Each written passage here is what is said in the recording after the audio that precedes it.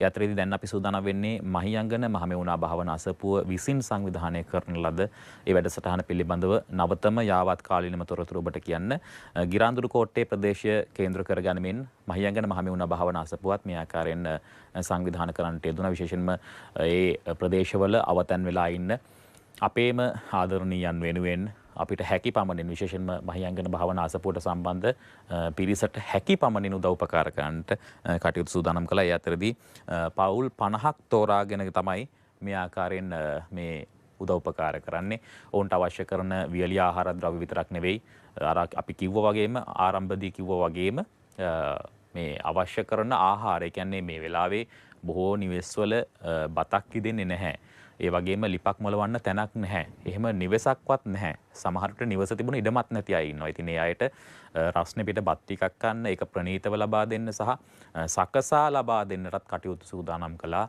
ඒ අතරේදී පින්වත් ස්වාමීන් වහන්සේලා නිරන්තරයෙන් මේ ගැන අවවාදය ලබා දුන්නා, අනුශාසනාව ලබා දුන්නා. ඒ වගේම හැම වෙලාවෙම පිටිපස්සෙන් හිටියා. ඔබ දන්නවා දැන් අපේ නුවරඑළිය කේන්ද්‍ර කරගනිමින් නුවරඑළිය මහමෙවුනා භාවනා අසපුවට සමගාමීව පින්වත් ස්වාමීන් වහන්සේලාගේ මූලිකත්වයෙන් යුක්තව වැඩසටහනක් දියත් කරන්නට යෙදුණා. දැන් මේ වසර අවසාන කාලය නුවරඑළියට විතරක් නෙවෙයි, ලංකාවේ හැමතැනටම වගේ සීතලයි. හැබැයි නුවරඑළියට ඒ සීතල ටිකක් වැඩිපුර දැනෙනවා. මොකද නුවරඑළියේ සාමාන්‍ය දවස්වලත් සීතල තියෙනවා. මේ ආපදා තත්ත්වය නිසා අවතැන් වුණු අපේ මිනිස්සුන්ටත් ඒ සීතල ඒහා සමානවම, ඒ කියන්නේ අපිට දැනෙන සීතලම උන්ටත් දැනෙනවා. මේ ආපදා තත්ත්වයේ පීඩාපත් වෙලා උන්ට ඒ සීතලට මුහුණ දෙන්නට අවශ්‍ය කරන ඒ අවශ්‍යම දේවල්, ඒ කියන්නේ බ්ලැන්කට් එකක්, එහෙම නැත්නම් බෙඩ් ෂීට් එකක්, මේ දේවල් තිබුණේ නැහැ. සමහර විට ඒ තිබුණු දේවල් උන් නිවෙස් වල දාලා ආවා. මේවා ගම් වතුරට අහු වුණා. එහෙම නැත්නම් වැස්සට තෙමුණා. එහෙම නැත්නම් නිවෙස් පිටින් ගහගෙන ගියා. මෙන්න මේ තත්ත්වය හඳුනාගත්තා අපේ පින්වත් අපේ සේරුවිල මංගලරජ මහ විහාරස්ථානයේ ගෞරවනීය නායක ස්වාමීන් වහන්සේ, අවසරයි අලුදිනේ සුබෝධි නායක ස්වාමීන් වහන්සේ මේ තත්ත්වය හඳුනාගෙන ඔවුන්ට අවශ්‍යම කරන ද්‍රව්‍ය තොගයක් අරගෙන විශේෂයෙන්ම අපි පිටත් වුණා නුවරඑළියට. ඊට පස්සේ මේ අවතැන් වෙලා ඉන්න කඳුරක් ගානේ ගිහිල්ලා අපේ ආදරණියන්ට බෙදා හදා දෙන්නට කටයුතු කළා. ඒ අවස්ථාවේදී මට මතකයි රේන්දපොළ කියන ප්‍රදේශයට ගියාට පස්සේ රේන්දපොළ මේ ප්‍රදේශයේ විශාල නායාමයකට ලක් වෙලා තිබුණා. ඒ නායකගේ තැන ගමනාගමනය සම්පූර්ණයෙන්ම ඇන හිටලා, කියන්නේ සම්පූර්ණ මාර්ගය තිබුණු තැනක්වත් නැහැ. විශාල නායෑමක්, ජීවිත 8ක් එකම තැන නැති වෙලා තිබුණා. ඒ වගේම දැන් මේ ස්ථානයේ මේ අවට ප්‍රදේශවල පදිංචි වෙලා ඉන්න අයට ජීවිත අවදානමක් තියෙනවා. මොකද ඔවුන්ට තාමත් නායෑමේ අවදානම තියෙනවා. ඊ දවස් තුලත් කාලගුණ විද්‍යා දෙපාර්තමේන්තුව, ඒ වගේම භූ විද්‍යාංශ මේ නම් කළා නැවත වාරයක් නායයන් ඉඩ තියෙනවා කියලා. මොකද නැවත වාරයක් කාලගුණය අයහපත් වෙලායි තියෙන්නේ. නැවත වාරයක් වැස්ස ලැබෙමින් තියෙන නිසා මෙන්න මේ පිරිස් වෙනුවෙන් උදව් උපකාර කරන්න අත්‍යවශ්‍ය ද්‍රව්‍ය ලබා දීමට කටයුතු සූදානම් කළා.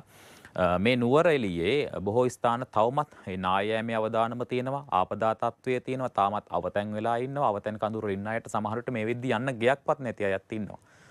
යන්නේ කොහෙටද කියන ප්‍රශ්නාර්ථය උන්ට තියෙනවා. ගේ තියා ගේ තිබිච්ච ඉඩමවත් නැති අය ඉන්නවා.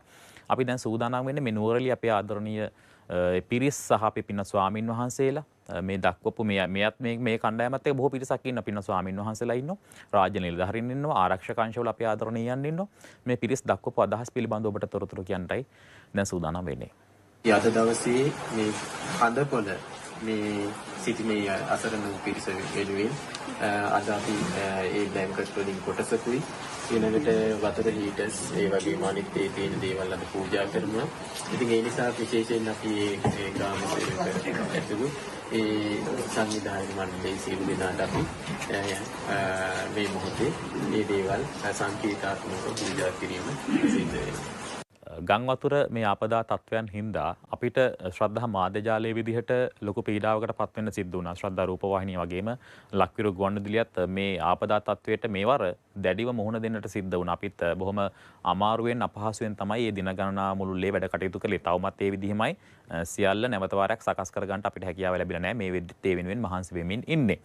මේ තත්ත්වයත් එක්ක අපේ සේරුවිල මංගලරජ මහ විහාරස්ථානයේ ගෞරවනීය නායක ස්වාමීන් වහන්සේ, ඒ වගේම ශ්‍රද්ධා මාධ්‍ය ජාලයේ ගෞරවනීය අනුශාසක අපේ පින්වත් අලුදිනේ සුබෝධි නායක ස්වාමීන් වහන්සේත් ඒ දින කිහිපය තුළ වැඩ හිටියේ මෙහි. අපිත් එක්කම මේ වැඩ කටයුතු සිදු කරමින්, ඒ වගේම මිනිසුන්ගේ හිත් සුවපත් කරන්න විශේෂයෙන්ම රාත්‍රී කාලයේදී රතන සූත්‍ර දේශනාවන් කරලා මේ මිනිසුන්ගේ සිත් සුවපත් කරන්නට, ඒ සතාසී පාවාගේ සිට සියලු සත්වයන්ට සෙත්පත් වන්නට මේ පරිසරයේ ඉඳලා කටයුතු කළා. ඒ අතරේ තමයි ඔබට මතක නම් වාර්තා වෙනවා මාවිල්ලාරු සොරව්ව නැත්නම් සොරව්ව කැඩිලා එතනින් ඉන්න යවට ඉන්න මිනිස්සුන්ට හානි වෙන්න යන ඉඩ කඩක් පිළිබඳව පණිවිඩයක් එනවා. පින්වත් ස්වාමීන් වහන්සේ මෙහි ඉඳලා රාත්‍රියේම සේරුවිලට වැඩම කළා. බොහොම අපහසුවෙන්.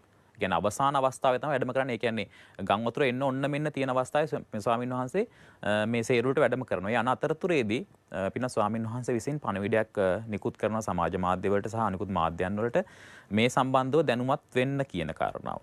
ඒකත් එක්කම ජනාධිපතිතුමාගේ සහ එතන ඉඳලා පහළට සියලුම දෙනාගේ ඇස් ඇරිලා දහසකට වැඩි පිරිසක්ගේ ජීවිත බේරා ගන්නට පින්වත් ස්වාමීන් වහන්සේට හැකියාව ලැබෙනවා. කිසිදු ජීවිත හානියකින් තොරව සේරුවිල මාවිල්ලාරු මේ සොරව්ව අවට ඉන්න සේරම දෙනාගේ ජීවිත ටික බේරගත්තා. ඒක තමයි වැදගත්ම කාරණාව. එතන ඉඳලා තවමත් පින්වත් ස්වාමීන් වහන්සේ සේරුවිල වැඩ ඉඳිමින් තමන්ගේ ආදරණීය මිනිස්සු ටික පරිස්සම් කරගෙන රැකගෙන ඔවුන්ගේ අඩුපාඩු හැමදේම දුක සැප සියල්ල බෙදා හදාගෙන පින්න ස්වාමීන් වහන්සේ වැඩ ඉන්නවා. ඒ වගේම තමයි දැන් මේ වෙලාවේදී මේ දැනුම්වත් කිරීම කියන කාරණාවත් ඒ උන්වහන්සේ සිතින් සිදු කරනවා. සියලු මාධ්‍යයන්ගේ ඇස් ඇරුණා ස්වාමීන් වහන්සේගේ කටයුතු කිරීම සම්බන්ධව. අපි දන්නවා ශ්‍රද්ධා මාධ්‍ය ජාල විදියට පින්න ස්වාමීන් වහන්සේ ඒ වෙලාව කටයුතු කරපු විදිහ සහ කොයිතරම් කාර්යබහුල අවස්ථාවකද මේ කටයුත්ත කළේ කියන කාරණාව බොහෝ දෙනෙකුගේ ඇස් ඇරුණා. ඉතින් අපි දැන් සූදානම් වෙන්නේ පින්න ස්වාමීන් වහන්සේ දැන් සේරුවිල අවට අපේ මාදරණියන් හොයාගෙන ගිහිල්ලා ඔවුන්ව දැනුම්වත් කරනවා. ඔවුන්ව තොරතුරු වලින් සන්නද්ධ කරනවා. ඔවුන්ට කොහොමද මේ ආපදා තත්ත්වෙන් පසු ආපදා තත්ත්වෙන් පරිස්සම් වෙන්නේ කියන කාරණා පිළිබඳව දැනුම්වත් කරනවා. මේ වෙනුවෙන් රාජ්‍ය නිලධාරීන් ආරක්ෂක අංශ බොහෝ පිරිස් සංවිධානය කරගන්නවා, එකතු කරගන්නවා.